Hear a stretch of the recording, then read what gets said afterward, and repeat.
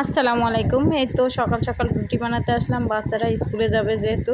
তো ওদের জন্য রুটি আর এই তো কালকের একটু মাংস ছিল সেটা দিয়েই খাওয়াবো। আর এই তো দুপুরের জন্য হচ্ছে বরবটি ভাজি করলাম আর আম ডাল রান্না করলাম। এটা হচ্ছে আমি আসলে প্রায় রান্না করি গরমের সময়।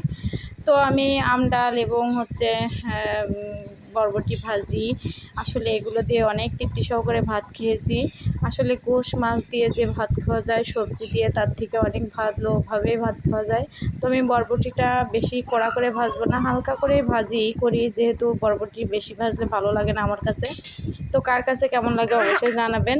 তো এই তো আমার বরবটির ফাইনাল লুক, এভাবে আমি আসলে ভাজি করি। আর এখানে আলু ভর্তা করে নেব। আলু ভর্তার জন্য এই তো পেঁয়াজ এবং মরিচ ভেজে নিয়েছিলাম।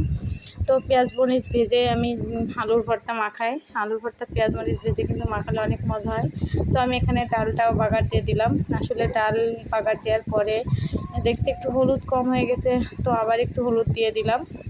ডাল এবং ভাজিতে অনেক তৃপ্তি সহকারে ভাত খেয়েছি। তো সকাল সকাল ফুলের শুভেচ্ছা দিতে আসলাম আপনাদের। আসলে আমার বেলি ফুলের গাছটা কেমন হয়েছে অবশ্যই জানাবেন। ফুল ফোটাও শুরু হয়ে গেছে। তো আসলে সবাইকে ফুলের শুভেচ্ছা নেওয়ার জন্যই, ফুলের গাছটা দেখানোর জন্যই আমি ভিডিওটা করেছিলাম। আসলে মাশাআল্লাহ বলবেন সবাই। আর সবথেকে বড় কথা, একটা জিনিস লাগালে ফুল ফুটলে অনেক ভালো লাগে। তো আমি আসলাম এখন যে জর্দা সিমাই রান্না করার জন্য। আমি এখানে দুই রকম সিমাই নিয়েছি। ২ রকম সিমাই দিয়ে আমি জর্দা সিমাইটা বানাবো। এখানে গুঁড়া দুধ ছিল, বাদাম ছিল, তারপরে কিশমিশ ছিল, সব মিলায় একসাথে আমি হচ্ছে জর্দা সিমাইটা ভেজে নেব। আমি এখানে সরিষার তেল দিছি এবং কিছুটা ঘি দিছি, দিয়ে আমি বাদামটা ভেজে নেব। নিয়ে যে সিমাইগুলো ছিল ওইগুলো সুন্দরভাবে আমি ভেজে নিয়েছি। তারপরে ওই সিমাইয়ের উপরে চিনি, নারকেল এবং গুঁড়া দুধ একসাথে দিয়ে সুন্দর করে মিশিয়ে নিয়েছি এবং তরল দুধটাও আমি দিয়েছিলাম। যেহেতু নারকেলটা ফ্রোজেন করা ছিল এজন্য নারকেল ওইভাবেই দিতে হয়েছে। এই তো জর্দা সিমাই প্রায় রান্নার শেষের পথে। তো জর্দা সিমাইটা কেমন হয়েছে অবশ্যই জানাবেন। আর এখানে আমার মেয়ে মন্ত্রী সাহেব আছে, উনি মোবাইল নিয়ে গবেষণা করছে। তো মোবাইল নিয়ে গবেষণা করতে করতে আমি হচ্ছে তার একটু ভিডিও করলাম।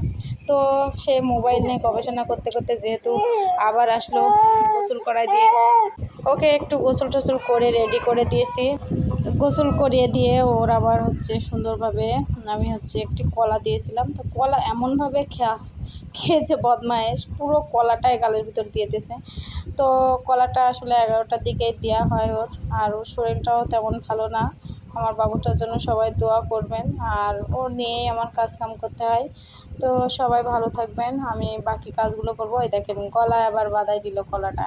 তো এইভাবে চলে, বাচ্চাদের দিকে খেয়াল রাখতে হবে প্রচুর পরিমাণে এবং তাদের সবসময় সতর্কতার সাথে রাখতে হবে। তো ওদের জন্য সবাই দোয়া করেন। আমি একা মানুষ সামলাই, যেহেতু আমার জন্য দোয়া করবেন, আমি যেন ওদেরকে নিয়েই সবসময় ভালো থাকতে পারি। আল্লাহ হাফেজ।